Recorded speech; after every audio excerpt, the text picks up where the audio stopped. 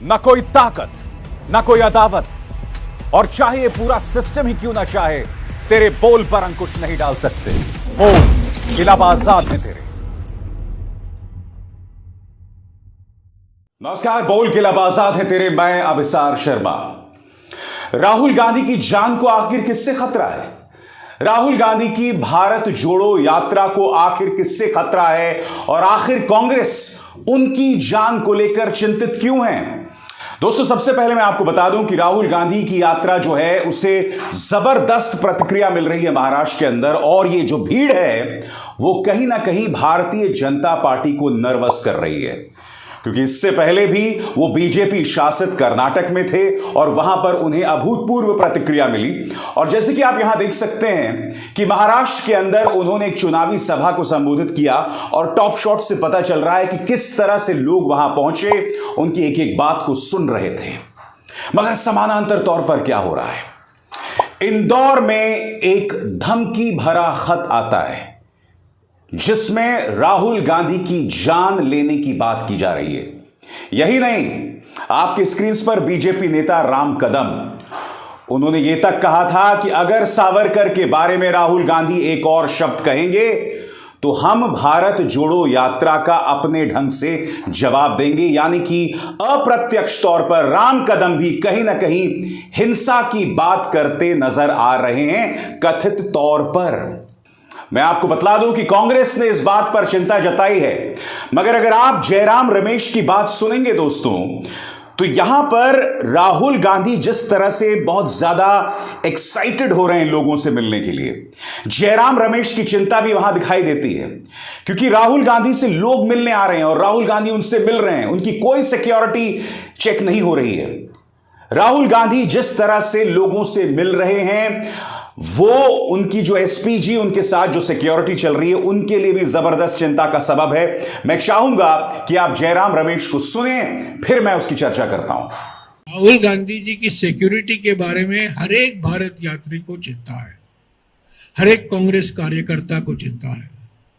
उनके परिवार में उनकी दादी और उनके पिताजी शहीद हुए हैं, और हमेशा रोज उनकी सिक्योरिटी पर चिंता हमें है।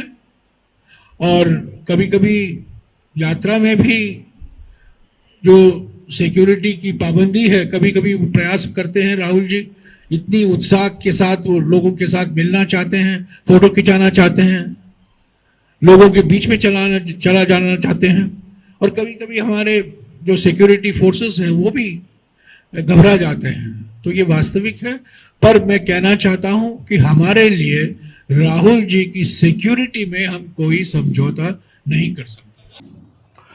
तो सुना आपने, जयराम रमेश ने साफ तौर पर यहां पर कहा कि जिस तरह से राहुल गांधी लोगों से मिलते हैं उस पर हमारा भी कंट्रोल नहीं है। उन्होंने बतलाया कि ये वो परिवार है जिसने 2 शहादतें देखी हैं, यानी कि राहुल के पिता और उनकी दादी दोनों आतंकवादियों के हाथ मारे गए थे। और मैं आपको एक और खतरनाक इत्तेफाक बताना चाहता हूं, और इसके जरिए मैं बेवजह सनसनी पैदा नहीं करना चाहता हूं।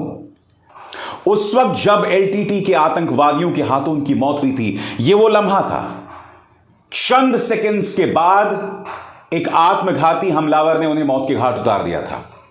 मैं आपको बतलाना चाहूंगा दोस्तों, उस वक्त भी राजीव गांधी तमाम सुरक्षा घेरों को तोड़कर लोगों से जाकर मिल रहे थे। उनके जो सुरक्षा कर्मी उन्हें लगातार चेतावनी दे रहे थे कि आप सुरक्षा मानकों का ध्यान नहीं रख रहे थे, और आपके सामने क्या हुआ, इस इतिहास को कोई नहीं भूल सकता। राहुल गांधी भी जिस तरह से मिल रहे हैं वो अपने आप में चिंता का सबब है। और अब आपके सामने 2 चीजें सामने उभर कर आ जाती हैं, इंदौर से सीधे जान से मारने की धमकी, और राम कदम महाराष्ट्र के अंदर जहां बीजेपी की सरकार है इस तरह की बयानबाजी कर रहे हैं। सबसे पहले मैं चाहूंगा कि आप राम कदम को सुने और फिर मैं उसकी चर्चा करता हूं। राहुल गांधी जी, भारत तेरे टुकड़े होंगे बोलने वाले नेताओं के साथ आप भारत जोड़ो की यात्रा करते हो। बंद करो ये नौटंकी। आने वाले भविष्य में यदि आपने सावरकर जी के बारे में अपमानजनक भाषा का प्रयोग किया तो सावरकर भक्तों को आप यदि उकसाओगे तो आपकी यात्रा का स्वागत कोई अन्य तरीके से करना होगा। मैं राम कदम से पूछना चाहता हूं कि राहुल गांधी ने दरअसल गलत क्या कहा? क्या राहुल गांधी ने सावरकर के बारे में कोई गलत बात कही? सबसे पहली बात, सावरकर ने आधा दर्जन चिट्ठियां माफीनामे की लिखी थी। नंबर 2, खुद सावरकर की किताब में लिखा हुआ है कि उन्होंने युवकों से अपील की थी कि वो अंग्रेजी सेना में, ब्रितानी सेना में शामिल हों, ब्रितानी सेना में जो है वो भर्तियां लें। ये बात खुद सावरकर ने अपनी किताब में लिखी हुई थी। ये देखिए, उनकी किताब के पन्ने नंबर 105 और 106 में साफ तौर पर लिखा हुआ है, जिसमें सावरकर कह रहे हैं कि आप शामिल होइए। तो मैं समझ नहीं पा रहा हूं कि उनके खिलाफ एफआईआर क्यों दर्ज की गई। राम कदम इस तरह से धमकी भरे अंदाज में क्यों कह रहे हैं कि आपके भारत जोड़ो यात्रा का माकूल जवाब दिया जाएगा, खासकर तब जबकि वो महाराष्ट्र के अंदर है जहां बीजेपी की सत्ता है। तो राहुल गांधी ने जो सावरकर के बारे में कही वो सिर्फ तथ्यों पर आधारित है। कोई भी आरएसएस का व्यक्ति, कोई भी संघी, कोई भी बीजेपी का नेता इस बात का जवाब नहीं दे सकता कि आखिर सावरकर ने अंग्रेजों को क्यों लिखा कि मैं आपका वफादार सेवक हूं, नंबर 1। नंबर 2, आखिर क्या वजह रही कि उन्होंने युवकों से अपील की कि आप अंग्रेजों की सेना में शामिल हों, उनकी जंगों में शामिल हों। नंबर 3, आखिर क्या वजह थी कि सावरकर भारत छोड़ो आंदोलन में शामिल नहीं हुए। और आपकी स्क्रीन पर सुभाष चंद्र बोस ने सावरकर और जिन्ना दोनों से अपील की थी कि आप भारत छोड़ो आंदोलन में शामिल होइए, अंग्रेजों का साथ मत दीजिए। यह खुद सुभाष चंद्र बोस की बात है। तो मैं ये समझ नहीं पा रहा हूं कि आखिर भारतीय जनता पार्टी इतनी बौखलाई हुई क्यों है। राहुल गांधी के बारे में मैंने पहले ही कहा था दोस्तों कि जैसे जैसे उनकी यात्रा हिंदी पट्टी में प्रवेश करेगी वैसे वैसे उन पर हमले तेज हो जाएंगे। कुछ दिनों पहले आज तक पर कार्यक्रम चला था जिसमें उनकी यात्रा की तुलना इमरान खान से की गई थी, यानी कि बहुत आसानी से उन्हें आप पाकिस्तान से जोड़ दें। खुलेआम न्यूज चैनल्स पर चलाया जा रहा था कि टुकड़े टुकड़े गैंग की यात्रा है ये, और यही अंदाजे बयां, यही बोल भाजपा के नेताओं के हैं। यानी कि राहुल गांधी की चुनौती कई स्तरों पर बढ़ रही है। नंबर 1, भाजपा के जो हमले हैं और जो उग्र होते जा रहे हैं। नंबर 2, उनकी सुरक्षा, क्योंकि देखिए सुरक्षा का खतरा कहां से उभर आ जाए हम नहीं जानते।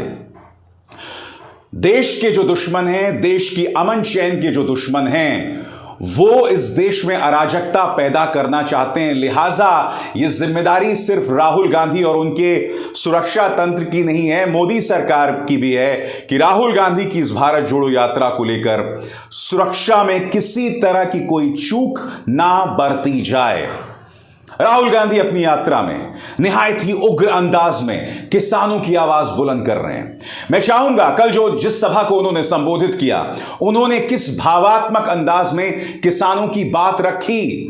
वो किसान जिसे सुना नहीं जा रहा है, सुनिए उन्होंने क्या कहा।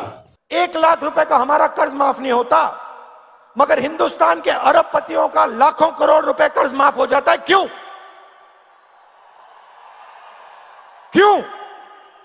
वो पूछते हैं।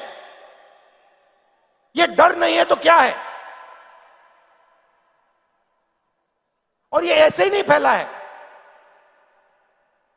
पहले भी विदर्भ में किसानों को मुश्किल हुई थी। उस समय दिल्ली में कांग्रेस पार्टी की सरकार थी। हमने विदर्भ के किसानों की आवाज सुनी और एकदम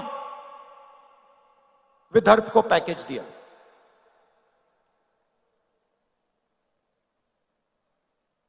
डर कैसे मिटता है? डर सुनने से मिटता है, डर गले मिलने से मिटता है। मैं आपको बता रहा हूं, आज बता रहा हूं स्टेज से, अगर महाराष्ट्र के चीफ मिनिस्टर, अगर हिंदुस्तान के प्रधानमंत्री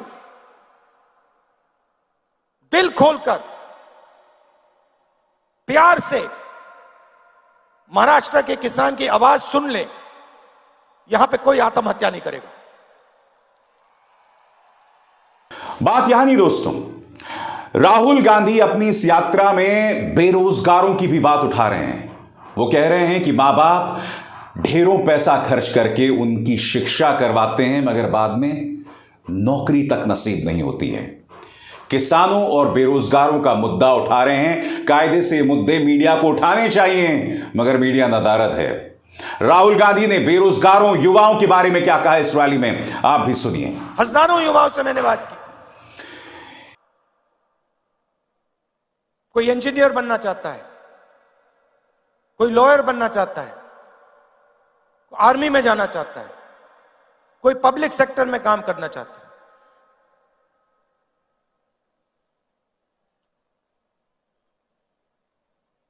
हर युवा के माता ने, पिता ने खून पसीने के पैसे डाले हैं। यूनिवर्सिटी भेजते हैं बच्चों को, कॉलेज भेजते हैं। फ्री में नहीं आता महाराष्ट्र में, ही मुफ्त में नहीं मिलती शिक्षा, लाखों रुपए देते हैं।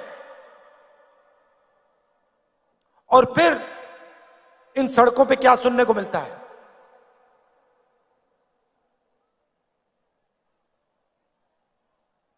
क्या पढ़े? इंजीनियरिंग, कौन सी? मैकेनिकल।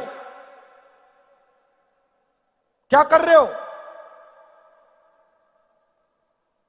कौन सी कंपनी में काम कर रहे हो? तो किसानों के दिल में डर,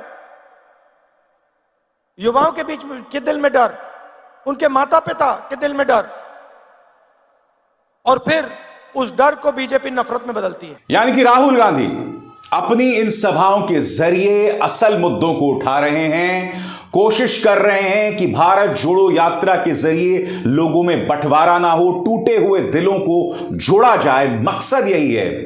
इसलिए वो बार बार दोहरा रहे हैं कि इस भारत जोड़ो यात्रा की जरूरत क्या है। क्या कहा राहुल गांधी ने, क्यों जरूरत है भारत जोड़ो यात्रा की, मैं चाहूंगा आप सुने। क्योंकि बकौल राहुल गांधी, बीजेपी ने अपनी राजनीतिक संस्कृति के जरिए देश में सिर्फ नफरतें पैदा की हैं। इसलिए इस मौके पर एक भारत जोड़ो यात्रा बहुत जरूरी हो जाती है। सुनिए राहुल क्या कह रहे हैं। देश के कोने कोने में आज बीजेपी ने नफरत और हिंसा फैला दी, डर फैला दिया है। जहां भी आप देखें, आपको डर, नफरत और हिंसा दिखेगी। इस डर के खिलाफ कुछ समझाने का नहीं है, अपने मन की बात रखने का नहीं है। यात्रा का लक्ष्य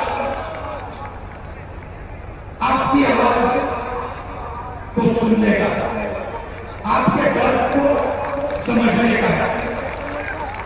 तो ये वो तमाम बातें हैं जो राहुल गांधी देश की जनता के सामने रख रहे हैं। मगर जैसे कि मैंने कई बार कहा दोस्तों, राहुल गांधी के सामने सबसे बड़ी चुनौती यह है कि आजाद भारत के इतिहास में जब भी आंदोलन हुए हैं ना, मीडिया ने उन आंदोलनों का साथ दिया है, चाहे सरकार जो भी हो। यह ना भूलें, अन्ना आंदोलन, जिस पूरे आंदोलन के पीछे आरएसएस की ताकत थी, अजीत डोभाल थे, उनका विवेकानंद फाउंडेशन था, उसका साथ भी मीडिया ने दिया। मगर राहुल गांधी की जो भारत जोड़ो यात्रा है, उसकी एक भी तस्वीर प्राइम टाइम पर नहीं दिखाई जाती। उल्टा अगर दिखाई भी जाती है तो उन्हें बदनाम करने के लिए। मैं आपसे कुछ और कहना चाहता हूं। इस देश के अंदर जिस तरह से धर्म के आधार पर लोगों में खाइयां पैदा की जा रही हैं, लोगों में बंटवारा पैदा किया जा रहा है, माइनॉरिटीज के अंदर जिस तरह से डर बिठाया जा रहा है, हमें राहुल गांधी की जरूरत नहीं है भारत जोड़ो यात्रा करने के लिए। हर नागरिक को अपने दिल में भारत जोड़ो की भावना को बचाए रखना चाहिए, बनाए रखना चाहिए, पैदा करना चाहिए। वो ऊर्जा होनी चाहिए कि ये देश बंधा रहे। क्योंकि बार बार हर मौके पर हमारे सत्ताधारी राजनेता, उनसे जुड़ा प्रचार तंत्र देश को बांटने, देश में धर्म के आधार पर विवाद पैदा करने, बंटवारा पैदा करने की बात करते हैं, क्योंकि वो जानते हैं कि इसके जरिए ही उन्हें वोट्स मिलते हैं। लिहाजा ये जिम्मेदारी राहुल गांधी की नहीं है जो भारत जोड़ो की बात करें, क्योंकि देखिए राहुल गांधी आखिरकार एक राजनेता है। हम सब जानते हैं कि इस भारत जोड़ो यात्रा का जो अंतिम मकसद है वो राजनीतिक है, कि कांग्रेस जो है वो संवर जाए, कांग्रेस जो बिखर रही है वो साथ आ जाए, कांग्रेस चुनौती दे पाए प्रधानमंत्री नरेंद्र मोदी को। ये तमाम मकसद है, हम जानते हैं। मगर देश के अंदर जिस तरह से मीडिया के सहारे, वो मीडिया जो रेडियो रवांडा बना हुआ है, वो मीडिया जो जहर का प्रचार प्रसार करता है, यह बहुत जरूरी हो जाता है कि आप और हम जो आम नागरिक हैं इस बात को महसूस करें कि इस देश को पहले से ज्यादा जोड़ने की कहीं ज्यादा जरूरत है। हमें किसी राहुल गांधी की जरूरत नहीं है यह संदेश देने के लिए। मैं उम्मीद करता हूं कि आप मेरी इस बात को जरूर समझेंगे। अभिसार शर्मा को दीजिए इजाजत। नमस्कार।